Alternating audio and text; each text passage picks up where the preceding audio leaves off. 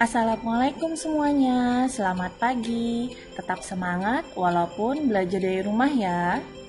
Hari ini kita masih dalam pelajaran tema 3 dengan judul Peduli Terhadap Makhluk Hidup. Hari ini kita akan belajar muatan bahasa Indonesia pada minggu ketiga. Jadi, simak baik-baik videonya ya. Jangan lupa disiapkan LKS, buku tulis, juga buku paketnya. Ada yang masih ingat minggu lalu kita belajar apa ya? Pada pembahasan materi muatan bahasa Indonesia minggu ke-1, kita telah membahas tentang wawancara. Dimulai dari apa pengertian wawancara, tujuan wawancara, serta hal-hal apa saja yang harus diperhatikan pada sebelum, saat, dan sesudah wawancara. Nah, kali ini kita akan membahas cara melaporkan hasil wawancara. Jadi, disimak baik-baik ya. Dalam wawancara, hasil akhir yang diharapkan adalah laporan hasil wawancara. Jadi, informasi yang diperoleh dari wawancara ditulis dalam bentuk laporan wawancara. Dalam wawancara, sebenarnya kita mengumpulkan informasi. Informasi tersebut kemudian kita buat dalam bentuk laporan. Laporan hasil wawancara dapat dibuat dalam berbagai bentuk. Misalnya bentuk artikel atau bentuk formal, atau bentuk sederhana. Informasi yang disampaikan dalam laporan wawancara harus sesuai dengan hasil wawancara. Format laporan hasil wawancara. Yang pertama ada latar belakang. Latar belakang ini isinya adalah alasan melakukan wawancara. Yang kedua adalah maksud dan tujuan. Berisikan tentang maksud dan tujuan dilakukannya wawancara. Lalu yang ketiga, ada topik wawancara. Dalam topik wawancara ini membahas tentang topik atau isi yang akan dibahas dari wawancara. Yang keempat adalah waktu dan tempat kegiatan. Dalam hal ini berisikan waktu dan tempat dilaksanakannya wawancara. Yang kelima adalah hasil wawancara. Dalam hasil wawancara ini berisikan menuliskan narasumber, pewawancara, dan hasil wawancara. Yang keenam adalah kesimpulan. Berisikan kesimpulan dari hasil wawancara.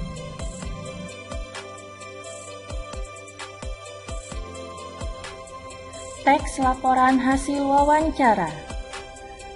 Teks laporan hasil wawancara adalah teks yang berisi penjabaran umum atau melaporkan sesuatu berupa hasil wawancara. Dalam menyusun laporan wawancara, kalian harus memperhatikan penggunaan huruf kapital, tanda baca, kosakata baku, dan kalimat efektif. Kata baku adalah kata yang digunakan yang sudah sesuai dengan pedoman atau kaidah bahasa yang telah ditentukan. Atau kata baku merupakan kata yang sudah benar dengan aturan maupun ejaan kaidah bahasa Indonesia. Sumber utama dari bahasa baku adalah Kamus Besar Bahasa Indonesia atau disingkat KBBI. Nah, untuk contoh laporan hasil wawancara akan terpisah dari video ini ya.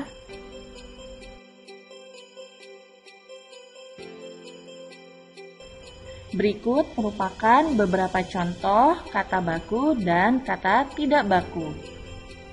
Disimak baik-baik ya.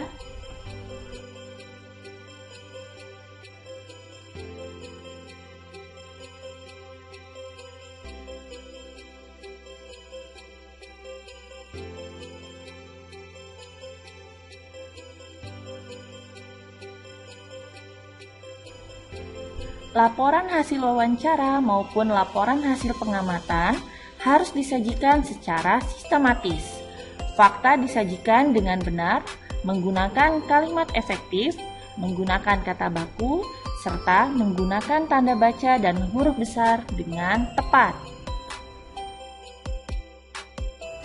Sebuah laporan bisa dinilai atau dikomentari. Adapun hal-hal yang harus diperhatikan dalam memberikan komentar, yaitu sistematika penulisan, isi, dan bahasa yang digunakan.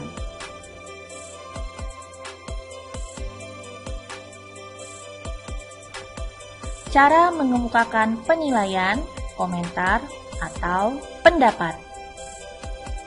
Yang pertama adalah kalian harus benar-benar memahami masalah yang ada dengan seksama. Yang kedua, pendapat yang kalian sampaikan harus berdasarkan alasan yang benar, tepat, dan dapat dipertanggungjawabkan. Yang ketiga, pendapat disampaikan dengan cara yang sopan, tidak berebut bicara, dan tidak memotong pembicaraan orang lain. Yang keempat, pendapat disampaikan tanpa menyinggung perasaan orang lain.